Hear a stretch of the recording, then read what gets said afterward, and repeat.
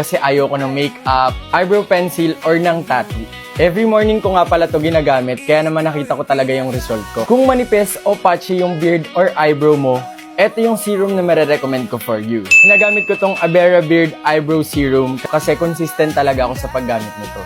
At syempre, gumagamit din ako nito bago matulog. Bali, 2 times a day ako gumagamit nito. At guys, paalala, hindi siya overnight magbabago na agad yung eyebrow mo or beard mo. Syempre, if consistent ka talaga sa paggamit nito, makikita mo talaga yung magandang result na hinahanap mo. Sobrang dali lang niyang gamitin kasi roll-on naman siya. Hindi mo na kailangan gumamit ng finger para mag-apply kung saan mo gustong i-apply. At alam mo bang hindi lang siya basta oil? Meron na tong ginseng para manurish ang mga follicles. Meron na ding biotin for stronger looking hair. Meron na din tong chamomile, bordacroot, and aloe vera para matulungan yung skin sa paligid ng area. Nagustuhan ko talaga to kasi very lightweight lang ng texture, magaan sa feeling, at hindi siya sticky. Hindi rin nagbumukhang oily yung face ko.